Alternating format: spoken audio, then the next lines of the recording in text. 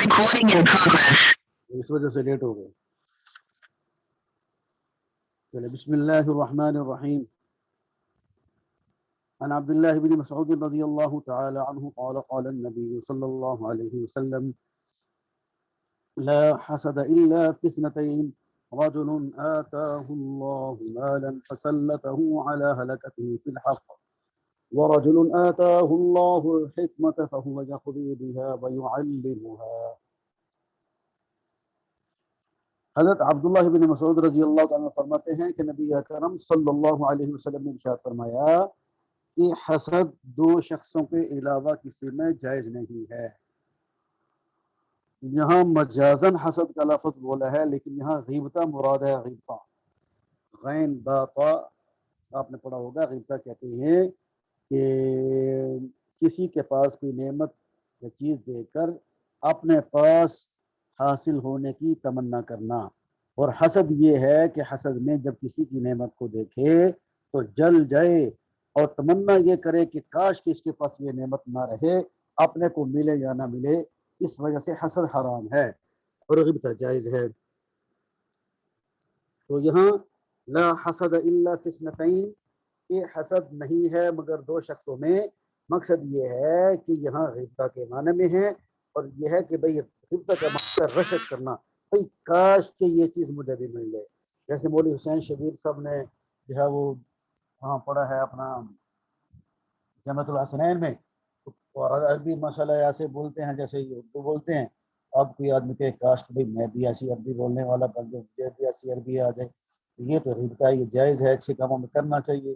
لیکن اگر یہ کہ بھئی یہ عربی بولتا جا رہا ہے، نمبر اس کے بڑھ رہے ہیں، ترجمے یہ کرتا ہے، ہر جگہ یہ ہوتا ہے، اللہ کرے اس کی عربی خراب ہو جائے، اس کو عربی بھول لے اور کوئی نہ کوئی ایسا نقصان کے بندہ چکر میں رہے، اس کا کوئی نقصان ہو جائے، یہ کام کر نہ سکے، تو یہ حسد ہے اور یہ حرام ہے.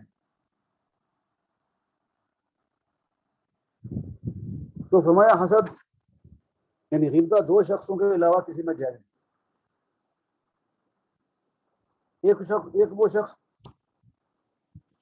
جسے اللہ نے مال عطا فرمایا ہو، پھر اللہ تعالیٰ نے اس کو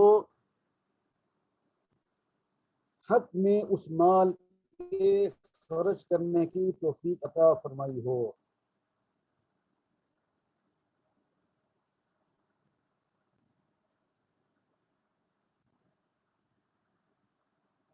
اللہ تعالیٰ نے مال عطا فرمایا، لیکن وہ خیر کے کاموں میں خرچ کرتا ہے. کسی غریب کی مدد کر دیتا ہے، بیمار کا علاج کرا دیتا ہے، ہاں جی، مقروض ہے اس کا قرض اترا دیتا ہے. لوگوں کی خیر خواہی کا جذبہ اس کے دل میں یہ ہے. فَسَلَّطَهُ عَلَى حَلَقَتِهِ فِي الْحَقِّ، یعنی حق سے مراد یہاں پر خیر بھی ہے، اور حق سے مراد جو ہے وہ یعنی سیدھا راستہ بھی ہے، یا اللہ کی مخلوق کی خدمت ہے. اللہ ایک وہ شخص کہ جس کو اللہ تعالیٰ نے مال فرمایا ہو، پھر اللہ تعالیٰ نے اس کو اس مال کے یعنی خیر کے مواقع میں خرچ کرنے کی اللہ نے اس کو توفیق دی ہو. اور دوسرا وہ شخص کہ جسے اللہ تعالیٰ نے علم عطا فرمایا ہو، حکمت عطا فرمائی ہو، بس وہ اس کے ساتھ فیصلہ بھی کرتا ہو اور وہ لوگوں کو سکھاتا ہو. ایسے دو لوگوں کو دیکھ کر تمنا کی جا سکتی ہے. یہ نہیں کہ ہر مالدار کو دیکھ کر اس لیے کہ مالدار ہونا کوئی ضروری نہیں ہے کہ جو مالدار ہوگا وہ خوش ہوگا، اس لیے کہ ان کی پریشانی بہت بڑی ہوتی ہیں. ہماری پریشانی اتنی بڑی نہیں ہوتی جتنی کہ مال والوں کی پریشانیاں بڑی بڑی ہوتی ہیں. فرمایا کہ وہ مالدار جسے اللہ نے مال خوب عطا فرمایا اور وہ خیر کے مواقع میں خوب مال خرچ کرتا ہے، اللہ تعالیٰ نے اس کو موقع دیا. اور دوسرا وہ شخص جس کے اللہ نے علم عطا فرمایا اور وہ اپنا علم لوگوں کو سکھاتا ہے، اللہ کا علم لوگوں میں تقسیم کرتا ہے. ان کے بارے میں بندہ کاش کہ اللہ مجھے بھی اتنا علم عطا فرمائے، اللہ مجھے بھی اتنا مال عطا فرمائے تاکہ میں بھی خوب اللہ کے نام پہ خرچ کروں. اس کی اجازت. عن عبد الله بن مسعود رضي الله تعالى عنه قال قال لي النبي صلى الله عليه وسلم اقرأ علي. قلت يا رسول الله أقرأ علي وعليك أنزل؟ قال نعم. فقرأت سورة النساء حتى أتيت إلى هذه الآية فكيف إذا جئنا من كل أمة بشهيد وجئنا بك على هؤلاء شهيدا. قال حسبك الآن.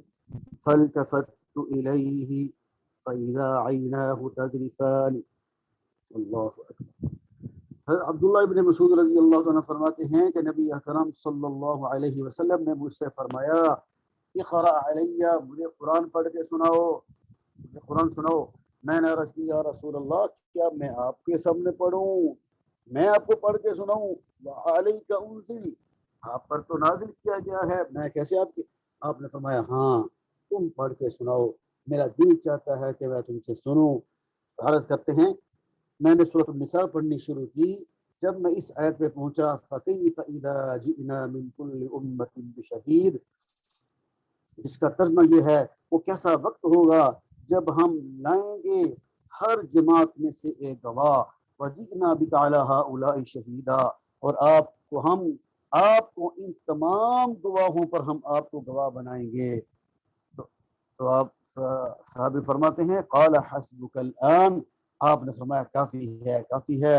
فالتفت الیہ، جب میں نے رسول اللہ صلی اللہ علیہ وسلم کی طرف توجہ کی، میں نے آپ کو دیکھا، فاذا عیناہ تذرفان، آپ کی دونوں آنکھوں سے آنسو بہ رہے تھے، آپ کی آنکھوں سے موتیوں کی طرح آنسو بہ رہے تھے۔ یہ اللہ تعالیٰ حضور صلی اللہ علیہ وسلم سے فرما رہے ہیں فَكَيْفَ إِذَا جِئْنَا مِن كُلِّ أُمَّةٍ بِشَهِيدٍ۔ تفسیر آپ نے اس کی پڑھی ہوگی کہ جب اللہ پہلی امتوں کو بلائے گا، انبیاء کو بلائے گا، اللہ فرمائے گا میرا پیغام امتوں کو پہنچا دیا، عرض کریں گے بالکل پہنچا دیا۔ وہ امتیں کہیں گی یا اللہ کوئی تیرا پیغام نہیں پہنچایا، انہوں نے کوئی تیرا پیغام ہمیں نہیں پہنچایا، ہمیں تو پتہ ہی نہیں ہے۔ اللہ انبیاء سے فرمائے گا گواہ لے کر آؤ۔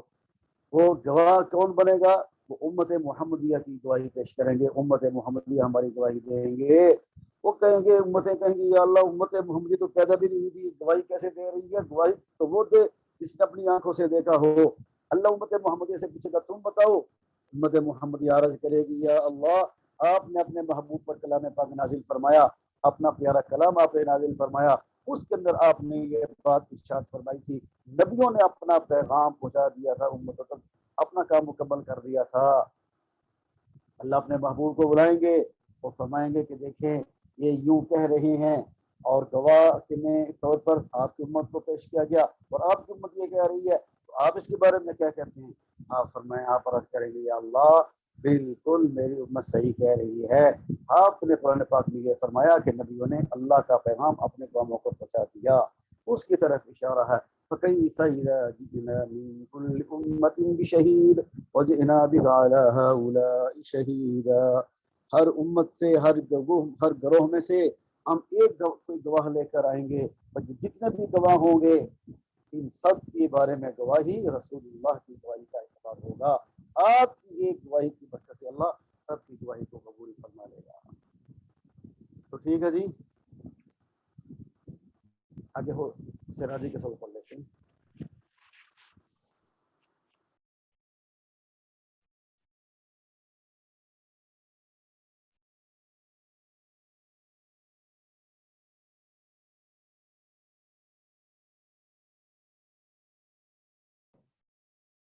استاد جی سراجی کا نہیں پڑھنا آج؟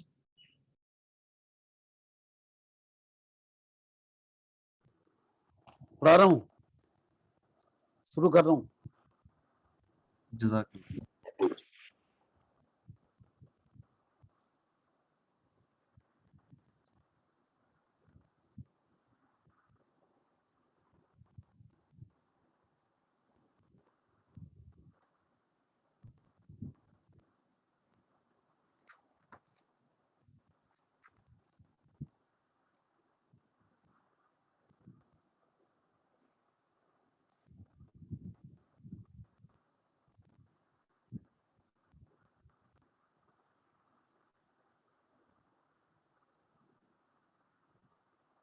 جس دن ہم نے جمعرات کو حقیقی بہن بھائی کے حالات ہم نے پڑھے، تو حقیقی بہن بھائی کے حالات میں سے ہم نے یہ پڑھا میت کے اصول اور فروع مذکر ہیں یا نہیں۔ اگر اصول اور فروع میں سے کوئی مذکر موجود ہے تو میت کے حقیقی بہنیں اس کی محروم ہو جائیں گی، اور اگر موجود نہیں ہے مذکر اصول و فروع میں سے کوئی نہیں ہے تو پھر دیکھیں گے کہ صرف فرع مؤنث ہے یا نہیں. اگر فرع مؤنث نہیں ہے یعنی اولاد میں کوئی مؤنث نہیں ہے کوئی لڑکی نہیں ہے تو یہ پھر بنت کے قائم مقام ہو کر ایک ہونے کی صورت میں نصف لے گی اور ایک سے زیادہ ہونے کی صورت میں ثلثان. ہاں اگر اس بہن کے ساتھ اس کا بھائی آ جائے تب بھی یہ اسباب بن جائے گی اور اگر اس کے ساتھ ایک فرع مؤنث ہو تو تب بھی یہ اسباب بن جائے گی. اس وجہ سے کہ اللہ کے نبی نے فرمایا اجعل الاخوات مع البنات آپ سے بتائیں. اس کے بعد ہے ماں باپ شریک بہن بھائی.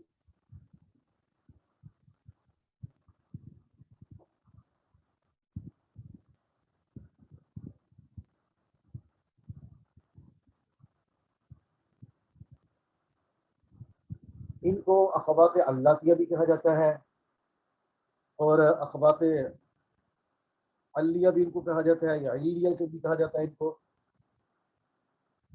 ان کے بارے میں وجہ حسر یہ ہے کہ دیکھیں گے میت کے اصول فرع مذکر اور اخ عینی میں سے کوئی ہے یا نہیں.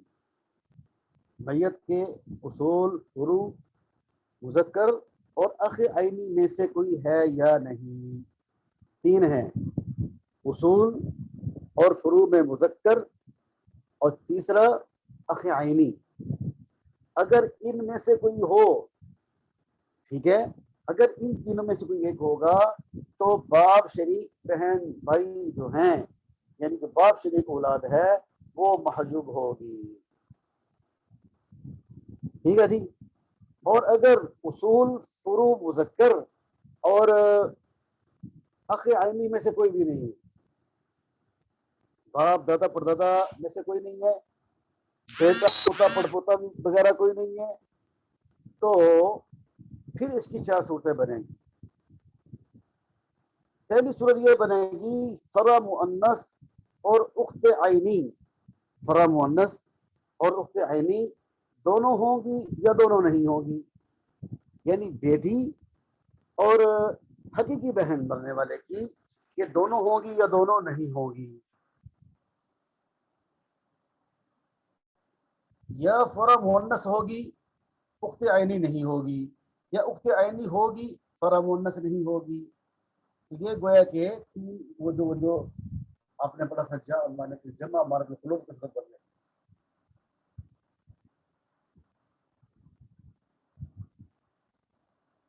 یعنی یا تو بیٹی اور حقیقی بہن دونوں ہیں یا حقیقی بیٹی تو ہے یعنی بیٹی تو ہے لیکن حقیقی بہن نہیں یا حقیقی بہن تو ہے لیکن بیٹی نہیں ہے. اگر دونوں ہوں تو یہ محجوب ہوگی یعنی مرنے والے کی بیٹی بھی ہے اور حقیقی بہن بھی ہے تو اس صورت میں باپ شریک بہن محروم ہو جائے گی. اور اگر دونوں نہیں ہیں بیٹی بھی نہیں ہے اور حقیقی بہن بھی نہیں اگر دونوں نہیں ہیں تو پھر یہ باپ شریک بہن یہ لڑکی کے قائم مقام ہو جائے گی بیٹی کے قائم مقام ہو جائے گی. ایک ہونے کی صورت میں نصف لے گی اور ایک سے زیادہ ہونے کی صورت میں ثلثان اس کو ملے گا. اور اگر اس کے ساتھ اخ علی آ جائے تو یہ اس کے ساتھ اسباب بن جائے گی یعنی کہ فرع مؤنث بھی نہیں ہے اور اخت عینیہ بھی نہیں لیکن باپ شریک بہن کے ساتھ باپ شریک بھائی بھی آ گیا تو یہ اس کی وجہ سے اسباب بن جائے گی. اپنے بھائی کی وجہ سے کیا بن جائے گی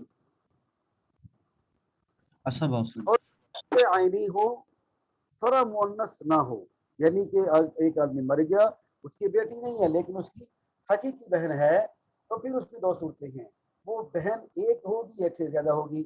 اگر بہن ایک ہے مرنے والے کی حقیقی بہن ایک ہے تو پھر اس باپ شریک بہن کو سدس ملے گا تکملۃ للثلثین کی وجہ سے. ہاں اگر اس کے ساتھ اس کا بھائی آ جائے تو اس کو اسباب بنا دے گا اور اگر فرع مؤنث ایک سے زیادہ ہے تو یہ محجوب ہوگی. فرع مؤنث ایک سے زیادہ ہو تو پھر یہ، کیونکہ ثلثان انہوں نے لے لینا ہے، لڑکیوں کا حصہ ثلثان ہے، ثلثان سے زیادہ لڑکیوں کا حصہ نہیں ہے. اس لیے اگر ایک سے زیادہ حقیقی بہنیں ہو تو ثلثان ان کو مل جائے گا اور یہ باپ شریک بہن محروم ہو جائے گی. الا یہ کہ اس کے ساتھ اخ علی آ جائے تو اس کے ساتھ مل کر راستہ بن جائے گی. یعنی کہ یہ ہے کہ ایک آدمی فوت ہو گیا اور اس کی حقیقی بہنیں ایک سے زیادہ ہیں تو ظاہر بات ہے ان کو ثلثان مل رہا ہے اور اس کو محروم ہونا چاہیے. لیکن اس باپ شریک بہن کے ساتھ اس کا بھائی باپ شریک بھی موجود ہے تو بھائی کی وجہ سے عصبہ بن جائے.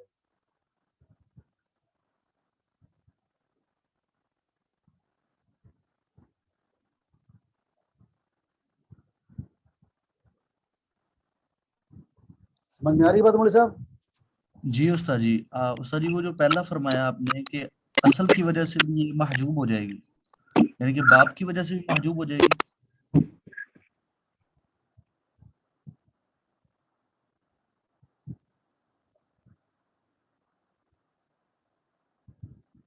کیا کہہ رہے ہیں آپ؟ میں کہہ رہا ہوں استاد جی کہ یہ باپ کی وجہ سے بھی محجوب ہو جائے گی، یعنی کہ اصول و فروع دونوں کی وجہ سے. جی جی، یہ بات دوبارہ سنیں. سب سے پہلے دیکھا جائے گا کہ میت کے اصول فرع مذکر اور اخ عینی میں سے کوئی ہے یا نہیں. تو گویا کہ میت کے اصول باپ دادا پردادا وغیرہ، فرع سے مراد بیٹا پوتا پڑپوتا وغیرہ، اور اخ عینی حقیقی بھائی. اگر اس تینوں میں سے کوئی ایک ہوگا تو باپ شریک جو بہن بھائی ہیں تو باپ شریک اولاد ہے یہ محروم ہو گئی. اور اگر موجود ہیں اور اگر موجود نہ ہو، یعنی کہ اوپر باپ دادا میں سے کوئی نہیں یا نیچے بیٹا پوتا میں سے جو ہے وہ کوئی نہیں ہے، تو پھر 4 صورتیں ہیں. ایک صورت یہ ہے کہ بھئی فرع مؤنث اور اخت عینی دونوں ہوں گی یا دونوں نہیں ہوں گی، 2 صورتیں ہوگی. تیسری صورت یہ ہے کہ فرع مؤنث ہوگی اخت عینی نہیں ہوگی، اور چوتھی صورت یہ ہے کہ اخت عینیہ ہوگی لیکن فرع مؤنث نہیں ہوگی. تو پہلی صورت ہی کہ دونوں موجود ہوں. اگر یعنی بنت اور اخ عینیہ دونوں موجود ہیں تو یہ محجوب ہوگی. اگر حقیقی بیٹی بھی ہے اور یعنی اس کی حقیقی بہن بھی ہے تو اگر دونوں ہوگی تو یہ محجوب ہوگی. اور اگر دونوں نہ ہوں تو یہ بنت کے کیا مقام ہوگی؟ ایک ہونے کی صورت میں اس کو نصف ملے گا اور ایک سے زیادہ ہونے کی صورت میں ان کو ثلثان ملے گا. اگر اس کے ساتھ اخ علاتی ہو تو یہ اس کے ساتھ عصبہ بن جائے گی. اور اگر اخت عینی ہو فرع مؤنث نہ ہو، اخت عینی تو ہے لیکن فرع مؤنث نہیں ہے، تو پھر دیکھیں گے یہ ایک سے زیادہ ہے. اگر ایک ہو تو اس کو ثلث ملے گا تکملۃ للثلثین، الا یہ کہ اس کے ساتھ اخ علی آ جائے تو اس کے ساتھ مل کر عصبہ بن جائے گی. اور اگر فرع مؤنث ایک سے زیادہ ہو تو یہ محجوب ہوگی، الا یہ کہ اس کے ساتھ اخ علی آ جائے تو اس کے ساتھ مل کر عصبہ بن جائے گی. اور اگر فرع مؤنث اور اخت عینی نہ ہو تو یہ اس کی وجہ سے عصبہ بن جائے گی. یعنی فرع مؤنث بھی نہیں ہے، یعنی فرع مؤنث تو ہے لیکن اخت عینی نہیں ہے، تو پھر اس صورت میں یہ باپ شریک بہن عصبہ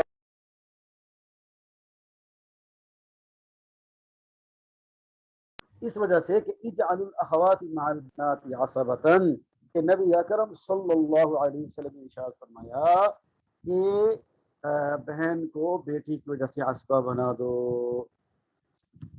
تو ٹھیک ہے مولانا، یہ اس کے حالات ہیں، ان کو اچھی طریقے سے سمجھ لیں، یاد جی کر لیں. جی بالکل سمجھ آ گئی استاد جی. جزاک اللہ. بہت اچھا جی، اللہ کو جزاک خیر. جی السلام علیکم ورحمۃ اللہ. جزاک اللہ.